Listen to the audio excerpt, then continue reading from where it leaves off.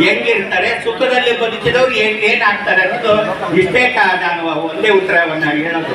ಅದಕ್ಕೆ ಮಕ್ಕಳಿಗೆ ಕಷ್ಟದ ಅನುಭವಗಳನ್ನ ಮಕ್ಕಳಿಗೆ ಮಾಡಿಸ್ರಿ ಅಂತ ಹೇಳ್ತೀನಿ. ನೀವೇನು ಇಷ್ಟೂ ಜನ ಪತ್ರಕರ್ತರು ಬಂದಿದ್ದೀರಲ್ಲ, ಯಾರಿಗೂ ಭಯ ಬೀಳಬೇಡ್ರಿ, ಯಾರಿಗೂ ಭಯ ಬೀಳಬೇಡ್ರಿ, ಮತ್ತೆ ಭಯ ಬೀಳಿಸ್ಬೇಡ್ರಿ, ಭಯ ಬೀಳಬೇಡ್ರಿ, ಮತ್ತೆ ಬೇರೆಯವರಿಗೆ ಭಯ ಬೀಳಿಸ್ಬೇಡ್ರಿ. ಆ ರೀತಿ ನಿಮ್ಮ ಪತ್ರಿಕೆಯ ಲೇಖನಗಳಿರಬೇಕು. ಆ ರೀತಿಯ ಪತ್ರಿಕೆಯ ಲೇಖನಗಳು ಹೊರ ಹೋಗ್ತಾ ಇರಬೇಕು. ನೀವು ಯಾರಿಗೂ ಎದುರದು ಬೇಡ್ರಿ. ಪೆನ್ನು ಕಟ್ಟುಗಾಗ್ತಾರೆ, ಪೆನ್ನು ಕಟ್ಟುಗಲ್ಲ, ಅದು ಬಂದಕ್ಕಿದ್ದಾಗ ಡೈರೆಕ್ಟ್ ಗುರಿಟ್ಟು ಹೊಡೆದು ಬಿಡೋದೆ ಅದನ್ನ. ಹಂಗೆ ಪತ್ರಿಕೆ ಅಂದ್ರೆ ಅಂತ ಪತ್ರಿಕೆ ಸಂಪಾದಕರು ನೀವಾಗಿರ್ತೀರಾ, ಲೇಖಕರು ನೀವಾಗಿರ್ತೀರಾ, ಯಾರಿಗೂ ಎದುರಕ್ಕೆ ಹೋಗ್ಬೇಡ್ರಿ. ಜನ ಹೆಂಗಿದ್ರು ಆಡ್ಕೊಳ್ತಾರೆ, ಜನ ಹೆಂಗಿದ್ರು ಆಡ್ಕೊಳ್ತಾರೆ. ತುಂಬಾ ಜನ ಮಕ್ಕಳು ಬಂದಿರಿ, ಹೆಣ್ಣು ಹುಡುಗರು, ಶಾಲಾ ಕಾಲೇಜಿನ ಮಕ್ಕಳು ಬಂದಿರಿ, ತುಂಬಾ ಜನ ವಿದ್ಯಾವಂತರು ಬಂದಿರಿ. ಹೆಣ್ಮಕ್ಳಿಗಾಗ್ಲಿ ಗಂಡು ಮಕ್ಕಳಿಗಾಗ್ಲಿ ಹೇಳೋದೇನಪ್ಪ ಅಂದ್ರೆ, ನೀವು ಯಾರಿಗೂ ಎದುರಕ್ಕೆ ಹೋಗ್ಬೇಡ್ರಿ. ನಿಮ್ಮ ಹಿಂದೆ ಒಂದು ನೆರಳು ಇರುತ್ತೆ, ಆ ನೆರಳಿಗೆ ಮಾತ್ರ ಭಯ ಬೇಡ್ರಿ. ಇನ್ಯಾರಿಗೂ ಎದುರಕ್ಕೆ ಹೋಗ್ಬೇಡ್ರಿ, ಯಾರಿಗೂ ಎದುರಕ್ಕೆ ಹೋಗ್ಬೇಡ್ರಿ. ಈ ಜನ ನಾವು ಹಂಗಂತ ಮಕ್ಕೊಂಡ್ರು ಆಡ್ಕೊಳ್ತಾರ, ಬರಲೆ ಮಕ್ಕೊಂಡ್ರು ಆಡ್ಕೊಳ್ತಾರ, ಓಡಾಡಿದ್ರು ಆಡ್ಕೊಳ್ತಾರ, ಕುತ್ಕೊಂಡ್ರು ಆಡ್ಕೊಳ್ತಾರ, ಆಡ್ಕೊಳ್ಳೋರು ಹೆಂಗಿದ್ರು ಆಡ್ಕೊಳ್ತಾರ. ಆಡ್ಕೊಳ್ಳೋರು ಇದೇ ಸಮುದಾಯದ ಭವನದ ಮುಂದೆ ಒಂದ್ 4 ಜನ ಸಂಜೆ ಹೊತ್ತು ಸುತ್ತ ಸೇರ್ಕೊಂತ ಮೊಬೈಲ್ ನೋಡ್ಕೊಂತ ಕೂತಿರ್ತಾರ. ಮುಂದೆ ಒಂದು ಹೆಣ್ಣು ಕಾಗಿ ಹೋಗ್ತಾ ಇರುತ್ತೆ, ಹಿಂದೊಂದು 4 ಗಂಡು ಕಾಗಿ ಹೋಗ್ತಿರ್ತಾವು. ಅದನ್ನ ನೋಡಿ ಕೆಳಗೆ ಕುಂತ ಸುಂದಿರ್ಬೇಕು ಬೇಡ, ಮುಂದೋಗೋದು ಹೆಣ್ಣಕ್ಕಾಗಿ, ಹಿಂದೋಗವು ಗಂಡಕ್ಕಾಗಿ, ಕಾಗಿ ಆದರ ಮಾಡ್ತತಿ ಅಂತ ಹೇಳ್ತಾರೆ. ಲೆಕ್ಕ ಹಾಕ್ರಿ, ಈ ಕರೆತಲೆ ಮಾನವ ಹಾರಿ ಹೋಗುವ ಕಾಗೆಗೆ ಆದರವನ್ನ ಕಟ್ತಾನಂದ್ರೆ ನೀನು ನಮ್ಮನ್ನು ಬಿಡ್ತಾನ, ನಿಮ್ಮನ್ನು ಬಿಡ್ತಾನ, ಯಾರನ್ನು ಬಿಡ್ತಾನ? ಯಾರನ್ನು ಬಿಡಲ್ಲ, ಯಾರನ್ನು ಬಿಡಲ್ಲ. ಅದಕ್ಕೋಸ್ಕರ ಆಡೋರ ಕಿವಿಗೆ, ಆಡೋರ ಬಾಯಿಗೆ ನೀವು ಕಿವಿ ಕೊಡಕ್ಕೆ ಹೋಗ್ಬೇಡ್ರಿ. ಆನೆ ಹೋಗ್ತಾ ಇರುತ್ತೆ, ಶ್ವಾನ ಬೊಗಳ್ತಾ ಇರುತ್ತೆ, ಆನೆಯ ರೋಮ ಒಂದು ಜುಮ್ಮನಾಗಿಲ್ಲ, ಆನೆಯ ರೋಮ ಒಂದು ಜುಮ್ಮನಾಗಿಲ್ಲ. ನಮ್ಮ ಉತ್ತರ ಕರ್ನಾಟಕದಾಗ ಅಲೆ ಕುಣಿಬೇಕಾದ್ರೆ ನಮ್ಮ ಗಂಡು ಹುಡುಗರು ಹೆಂಗೆ ಕುಣಿತಿರ್ತಾರೆ ರಾತ್ರಿ, ಅರ್ಧಂಬರ್ಧ ಎಣ್ಣೆ ಹೊಡೆದು ಅರ್ಧಂಬರ್ಧ ಬಟ್ಟೆ ಹಾಕಿ ಅಲಿಗೆಗಳು ಹಿಡ್ಕೊಂಡು ಕುಣಿ ಸುತ್ತರಿತಿರ್ತಾರ. ಚೌಸೆ ಧೋಲ್ಯ, ಚೌಸೆ ಧೋಲ್ಯ, ಯಾವಳದೇನ್ ಯಾವದೇನ್ ಯಾವಳದೇನ್ ಯಾವದೇನ್ ಅಂತ ಕುಣಿತಿರ್ತಾರ.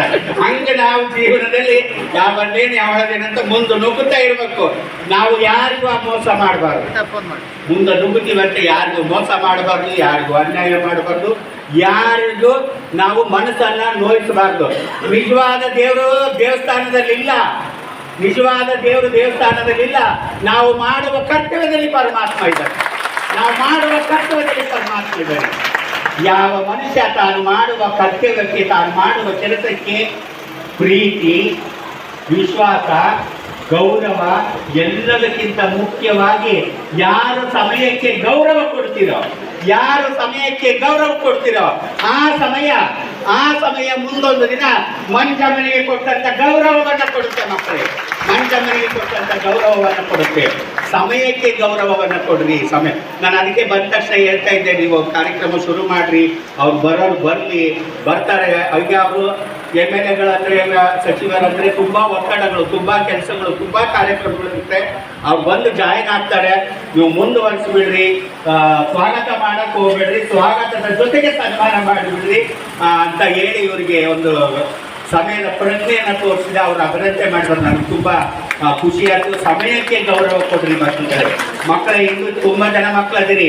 ಸಮಯಕ್ಕೆ ಗೌರವ ಕೊಡಬೇಕು. ನೀವು ಸಮಯಕ್ಕೆ ಗೌರವ ಕೊಟ್ಟರೆ ಸಮಯ ನಮಗೆ ಗೌರವವನ್ನು ಕೊಡುತ್ತೆ ಅಂತ ಹೇಳೋದಕ್ಕೆ ಖುಷಿ ಆಗ್ತಾ ಇದೆ. ಇವತ್ತು ಪಂಚ ಶರಣರು ಇಲ್ಲಿ ಕೂತಿದ್ದಾರೆ, ಪಂಚ ಶರಣರು ಇಲ್ಲಿ ಕೂತಿದ್ದಾರೆ ಅಂದ್ರೆ ಅವರು ಶಾಪ ಕೊಟ್ಟರೆ ನಿಮಗೆ ಏನಾಗೋದಿಲ್ಲ. ನಾವು ಜೋಗಮರಿ ಒಂದು 3-4 ಜನ ಇದ್ದೀವಿ, ನಾವು ಶಾಪ ಕೊಟ್ಟರೆ ಏನಾಗೋದಿಲ್ಲ. ನಿಮ್ಮ ಅಂತರಾತ್ಮದಲ್ಲಿ ಪರಮಾತ್ಮ ಇದ್ದಾನೆ, ನನ್ನ ಅಂತರಾತ್ಮದಲ್ಲಿ ಪರಮಾತ್ಮ ಇದ್ದಾನೆ, ಅವರ ಅಂತರಾತ್ಮದಲ್ಲಿ ಪರಮಾತ್ಮ ಇದ್ದಾನೆ. ಜೀವನದಲ್ಲಿ ಯಾರು ಯಾರ ಮನಸ್ಸನ್ನ ನೋಡ್ತೀರೋ ಅವರು ಉದ್ಧಾರ ಆಗೋದಿಲ್ಲ. ನಮ್ಮ ಬದುಕಿನಲ್ಲಿ ಯಾರ ಮನಸ್ಸನ್ನ ನೋಡಿದ್ವೋ ನಾವು ಉದ್ಧಾರ ಆಗೋದಿಲ್ಲ. ಇನ್ನೊಬ್ಬರಿಗೆ ಒಳ್ಳೆಯದನ್ನೇ ಬಯಸ್ತೀವಿ. ಇನ್ನೊಬ್ಬರಿಗೆ ಅನ್ಯಾಯ ಮಾಡಬಾರ್ದು, ಇನ್ನೊಬ್ಬರಿಗೆ ಮೋಸ ಮಾಡಬಾರ್ದು.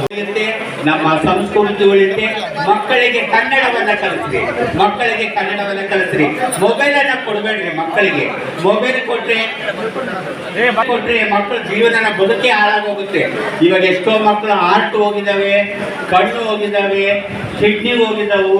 ಈ ತರ ಮೊಬೈಲ್ ನೋಡಿ ನೋಡಿ ಮಕ್ಕಳು ಜೀವನನೇ ಹಾಳು ಮಾಡ್ಕೊತಾರೆ. ಜೀವನದಲ್ಲಿ ಯಾವ ಮಕ್ಕಳು ತಲೆ ತಗ್ಗಿಸಿ ಮೊಬೈಲ್ ನೋಡಕ್ ಶುರು ಮಾಡ್ತಾರೋ ಜೀವನ ಪರ್ಯಂತ ಅವ್ರು ತಲೆ ಎತ್ತೋದಿಲ್ಲ, ಜೀವನ ಪರ್ಯಂತ ತಲೆ ಎತ್ತೋದಿಲ್ಲ. ಅದೇ ನೀವು ಒಂದು 7 ರೂಪಾಯಿ ಕೊಟ್ಟು, 5 ರೂಪಾಯಿ ಕೊಟ್ಟು, 4 ರೂಪಾಯಿ ಕೊಟ್ಟು ಒಂದು ಪತ್ರಿಕೆಯನ್ನ ಕೊಡ್ರಿ, ಒಂದು ಪತ್ರಿಕೆಯನ್ನ ಓದಿಸ್ರಿ. ದೊಡ್ಡವರಾದಂಗೆಲ್ಲ ಶರಣರ ವಚನಗಳ ಪುಸ್ತಕಗಳನ್ನ ಕೊಡ್ರಿ, ಶರಣರ ಪುರಾಣಗಳನ್ನ ಕೊಡ್ರಿ, ಬೈಬಲ್ ಕೊಡ್ರಿ, ಕುರಾನ್ ಕೊಡ್ರಿ, ರಾಮಾಯಣ ಕೊಡ್ರಿ, ಮಹಾಭಾರತ ಕೊಡ್ರಿ. ಇವನ್ನೆಲ್ಲವನ್ನ ಮಕ್ಕಳು ಓದಿದ್ದೇ ನಿಜ ಆದ್ರೆ, ಮಕ್ಕಳು ಇವನ್ನೆಲ್ಲ ಓದಿದ್ದೇ ನಿಜ ಆದ್ರೆ ಮುಂದೊಂದು ದಿನ 20 ಲಕ್ಷ 50 ಲಕ್ಷ ದುಡ್ಡು ಕೊಟ್ಟು ಮಕ್ಕಳನ್ನ ಪಾಲಿನೆಗೆ ಕೋಚಿಂಗ್ ಕಳಿಸೋ ಅವಶ್ಯಕತೆನೇ ಇಲ್ಲ. ಇವೆಲ್ಲದರಲ್ಲೂ ಆ ಪ್ರಶ್ನೆಗಳಿಗೆ ಉತ್ತರ ಇದೆ.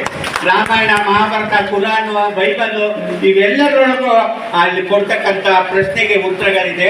ಮಕ್ಕಳಿಗೆ ಓದುವ ಹವ್ಯಾಸವನ್ನ ಕಲಿದೆ, ಮಕ್ಕಳಿಗೆ ಓದುವ ಹವ್ಯಾಸವನ್ನ ಕಲಿಸ್ಬೇಕು ಅಂತ ಹೇಳ್ತೀನಿ. ಆ ಥರದ ಹವ್ಯಾಸಗಳನ್ನ ಕಲಿಸಿದ್ರೆ ಇಂಥ ಪತ್ರಿಕೆಗಳು ಹುಟ್ಟಿದ್ರು ಸಹ ಸಾರ್ಥಕ ಆಗುತ್ತೆ ಅಂತ ಹೇಳೋದಕ್ಕೆ ಖುಷಿ ಆಗ್ತಾ ಇದೆ. ನಮ್ಮ ಕಂಪ್ತೂರವರು ಅದ್ಭುತ ಕೆಲಸಗಳನ್ನ ಮಾಡ್ತಾ ಇದ್ದಾರೆ. ನಾನು ನೋಡಿದೆ, ಅವಾಗಲೇ ಎಲ್ಲೋ ಶಾಲಾ ಕಾಲೇಜುಗಳಲ್ಲಿ ಪ್ರಬಂಧಗಳನ್ನ ಮಂಡಿಸಿದ್ವಿ, ಅದಕ್ಕೆ ಪ್ರಶ್ನೆಗಳನ್ನ ಕೊಟ್ಟಿದ್ವಿ, ಆ ಪುತ್ರಗಳನ್ನ ಇದು ಮಾಡಿದ್ವಿ ಅಂತ. ಈ ತರದ ಕೆಲಸಗಳನ್ನ ಎಲ್ಲ ಪತ್ರಿಕೆಯವರು ಮಾಡ್ಕೊತ ಹೋದ್ರೆ ನಮ್ಮ ಕನ್ನಡ ಉಳಿಯುತ್ತೆ, ನಮ್ಮ ಸಂಸ್ಕಾರ ಉಳಿಯುತ್ತೆ, ನಮ್ಮ ಸಂಸ್ಕೃತಿ ಉಳಿಯುತ್ತೆ ಅಂತ ಹೇಳೋದಕ್ಕೆ ನನಗೆ ತುಂಬಾ ಖುಷಿ ಆಗುತ್ತೆ. ನೀವು ಇವತ್ತು ಪತ್ರಕರ್ತರು ತುಂಬಾ ಜನ ಬಂದಿರಿ ಈ ಪ್ರಶಸ್ತಿಯನ್ನು ಸ್ವೀಕಾರ ಮಾಡೋದಕ್ಕೆ. ತುಂಬಾ ಜನ ಪತ್ರಕರ್ತರು ಬಂದ್ರಿ. ನೀವು ಯಾವ ಪತ್ರಕರ್ತರು ನಿಮ್ಮ ಮಕ್ಕಳನ್ನ ಕನ್ನಡ ಶಾಲೆಗೆ ಹಾಕಿದ್ರಿ? ಕೈ ಎತ್ತಿರಿ ನೋಡೋಣ. ಪತ್ರಕರ್ತರು ಕೊಟ್ರೇಶ ಪತ್ರಕರ್ತರು ಯಾರು ಶಾಲೆ ನೋಡ್ರಿ? ಯಾರೋ ಎಲ್ಲೋ ಬಿಡಂಗೆ ಹಾಕ್ತಾರ. ಇನ್ನೊಂದು ಕನ್ನಡ ಕೈ ಎತ್ಬಿಟ್ಟು ಮಕ್ಕಳಿಗೆ ಕನ್ನಡ ಶಾಲೆಗೆ ಹಾಕಿದ್ರೆ ಕಷ್ಟ, ಸುಖ, ನೋವು ಮಕ್ಕಳಿಗೆ ಕಷ್ಟದ ಅನುಭವ ಆಗ್ಬೇಕು. ಕಷ್ಟ ಅನುಭವ ಆದ್ರೆ ಸುಖ ಬಂದಾಗ ಆರಾಮ ಜೀವನ ಮಾಡ್ತಾರೆ ಮಕ್ಕಳು. ಚಿಕ್ಕ ವಯಸ್ಸಿನಿಂದ ದೊಡ್ಡ ನಾಳೆ ಇಷ್ಟೆಲ್ಲ ಕಷ್ಟವನ್ನ ಪಡುತ್ತೆ. ಇವತ್ತು ಚೋರ್ನೂರಿಂದ ಅಜ್ಜಿನಮ್ಮ ಜೋಗತಿ ಬಂದಿದ್ದಾರೆ. ಅವ್ರನ್ನ ಅವ್ರ ಮನೆಯವರು ಹೊರಗೆ ಹಾಕೇ ಇಲ್ಲ, ಅವರನ್ನು ಸ್ವೀಕಾರ ಮಾಡಿದ್ರು ಮನೆಯಲ್ಲಿ. ಇವತ್ತು ಗ್ರಾಮ ಪಂಚಾಯಿತಿ ಸದಸ್ಯರಾಗಿ ಗ್ರಾಮ ಪಂಚಾಯಿತಿ ಅಧ್ಯಕ್ಷರಾಗಿದ್ದಾರೆ. ಇವಾಗ ಅಧ್ಯಕ್ಷರಾಗಿದ್ದಾರೆ. ಇಂಥ ಮಕ್ಕಳನ್ನ ಮನೆಯಲ್ಲಿ ಇಟ್ಟುಕೊಂಡು ಅವರಿಗೆ ಹಣ ಕೊಡಬೇಡ್ರಿ, ಅಂತಸ್ತು ಕೊಡಬೇಡ್ರಿ, ದೊಡ್ಡ ದೊಡ್ಡ ಬಿಲ್ಡಿಂಗ್ ಕಟ್ಟಿಸ್ಕೊಡ್ಬೇಡ್ರಿ, ಆ ಮಕ್ಕಳಿಗೆ ವಿದ್ಯಾಭ್ಯಾಸವನ್ನು ಕೊಡಿಸ್ರಿ. ಅಂತ ಮಕ್ಕಳಿಗೆ ವಿದ್ಯಾಭ್ಯಾಸವನ್ನು ಕೊಡಿಸ್ರಿ. ಅವ್ರ ಕಾಲ ಮೇಲೆ ಅವರು ನಿಂತ್ಕೊಂಡು ಅವರ ಬದುಕನ್ನ ಅವ್ರು ಕಟ್ಕೊಳ್ತಾರೆ, ಅವರ ಬದುಕನ್ನ ಅವ್ರು ಕಟ್ಕೊಳ್ತಾರೆ. ಇವತ್ತು 1% ಮೀಸಲಾತಿ ಇರೋದ್ರಿಂದ ಇವತ್ತು ನಮ್ಮ ಬಳ್ಳಾರಿಯ ಕೃಷ್ಣದೇವರಾಯ ವಿಶ್ವವಿದ್ಯಾಲಯದಲ್ಲಿ MA ಮಾಡಿ ಗೆಸ್ಟ್ ಲೆಕ್ಚರರ್ ಕೆಲಸ ಮಾಡ್ತಾ ಇದ್ದಾಳೆ. ಒಬ್ಬಳು ಗೆಸ್ಟ್ ಲೆಕ್ಚರರ್ ಕೆಲಸ ಮಾಡ್ತಾ ಇದ್ದಾಳೆ ಇಲ್ಲೇ. ರೇಣುಕಾ ಅಂತ ನಂದಳ್ಳಿ ಸ್ನಾತಕೋತ್ತರ ಪದವಿ ಕೇಂದ್ರದಲ್ಲಿ ಆಕೆ ಅದು ಗೆಸ್ಟ್ ಲೆಕ್ಚರರ್ ಕೆಲಸ ಮಾಡ್ತಾರೆ. ಕೊಪ್ಪಳದ ವಿಶ್ವವಿದ್ಯಾಲಯದಲ್ಲಿ ಅಲ್ಲೇ ಓದ್ಕೊಂಡು ಈಗ PhD ಮಾಡ್ತಾ ಇದ್ದಾಳೆ.